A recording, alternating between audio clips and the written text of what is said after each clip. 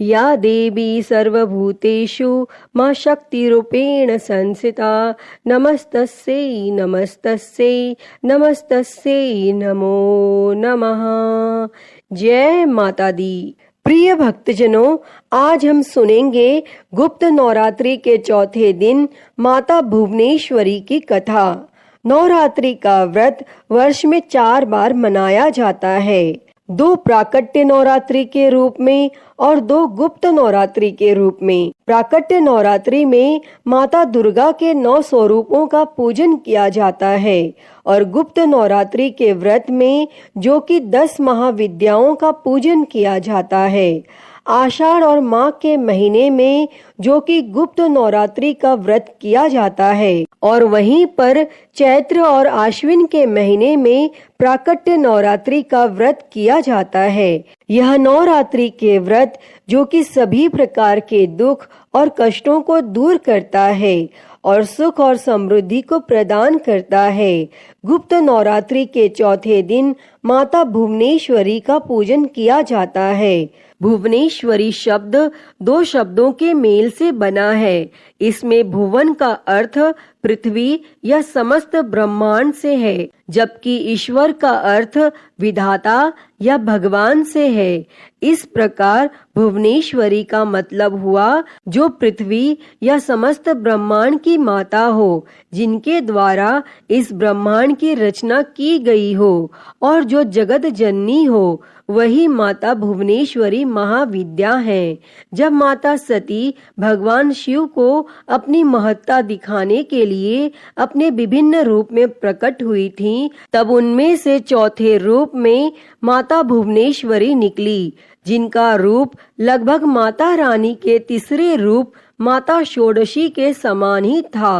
पहले 3 रूप माता रानी के काली कुल में आते हैं, जबकि अन्य 7 रूप श्री कुल में। इस प्रकार माता भुवनेश्वरी श्री कुल की प्रथम माता कहलाती हैं। माता भुवनेश्वरी एक सिंहासन पर विराजमान है। उनका वर्ण उगते हुए सूर्य के समान सुनहरा है, जिसमें से सूर्य के समान ही तेज निकलता है। अर्थात माता भुवनेश्वरी में कई सूर्य की शक्ति निहित है। इनके सिर पर मुकुट है, जिस पर चंद्रमा सुसज्जित है। वह केश खुले हुए हैं। माता रानी ने लाल व पीले रंग के वस्त्र व कई तरह के आभूषण पहने हुए हैं और भगवान शिव की ही भांति माता भुवनेश्वरी देवी के भी 3 नेत्र हैं। इनके 4 हाथ हैं और जिनमें से 2 में उन्होंने अंकुश व फंदा पकड़ा हुआ है, जबकि अन्य 2 हाथों में वरदान वह अभय मुद्रा है। माता रानी का यह रूप शांत मुद्रा में है, जो अपने भक्तों को एकटक देख रहा है। माता भुवनेश्वरी की पूजा करने से भक्तों के पुत्र प्राप्ति की कामना पूरी होती है। जिन भक्तों को संतान प्राप्ति की इच्छा हो, वे अवश्य ही माता भुवनेश्वरी की पूजा करें। माता भुवनेश्वरी की पूजा करने से भक्तों को आत्मिक ज्ञान व चित्त शांति का अनुभव प्राप्त होता है। माता भुवनेश्वरी हमें जीवन के 5 तत्वों का मूल समझाती हैं तथा ब्रह्मांड में हमारा क्या महत्व है इसके बारे में जागरूक करती हैं। माता भुवनेश्वरी में सूर्य के समान तेज है, जिससे उनके अंदर अथाह ऊर्जा है और उनकी पूजा करने से हम अपने शरीर के अंदर एक अद्भुत ऊर्जा का संचार महसूस करते हैं, जिससे काम को तीव्र गति से करने की प्रेरणा प्राप्त होती है। तो प्रिय भक्तजनों, आइए अब सुनते हैं माता भुवनेश्वरी से जुड़ी हुई एक पौराणिक कथा। तो आप सभी भक्तजन बड़ी ही श्रद्धा, ध्यान पूर्वक और प्रसन्न चित्त मन से इस कथा को सुनिए। तो सभी प्रेम से बोलिए, माता भुवनेश्वरी की जय। 10 महाविद्या माता की जय। सर्व देवी देवता की जय।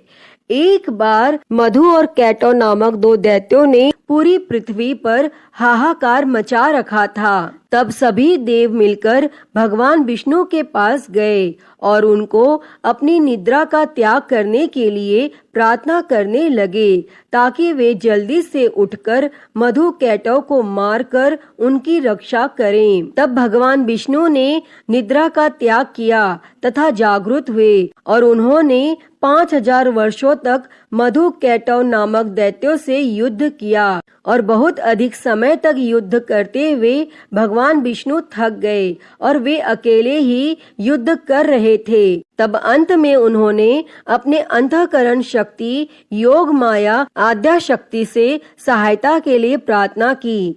तब देवी ने उन्हें आश्वस्त किया कि वे उन दोनों दैत्यों को अपनी माया से मोहित कर देंगी और युग माया आद्य शक्ति की माया से मोहित होकर दोनों दैत्य मधु और कैटव भगवान विष्णु से कहने लगे कि हमारा वध ऐसे स्थान पर करो जहाँ ना ही जल हो और ना स्थल।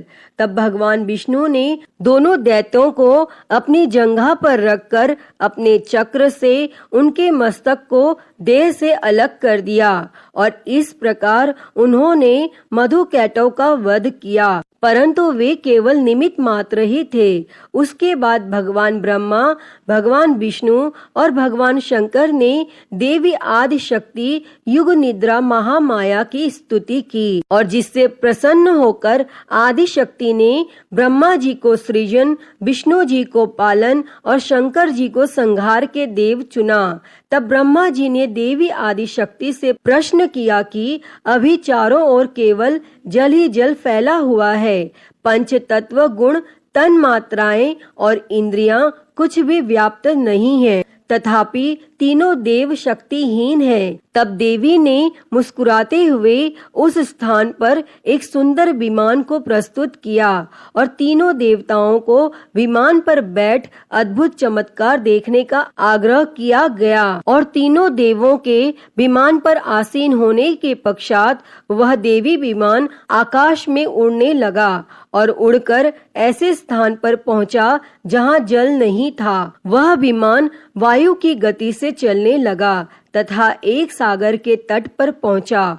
वहां का दृश्य अत्यंत मनोहर था और अनेक प्रकार के पुष्प वाटिकाओं से सुसज्जित थी। तभी वहां देवों ने एक पलंग पर एक दिव्यांगना को बैठे हुए देखा और देवी ने रक्त पुष्पों की माला और रक्तांबर धारण कर रखा था।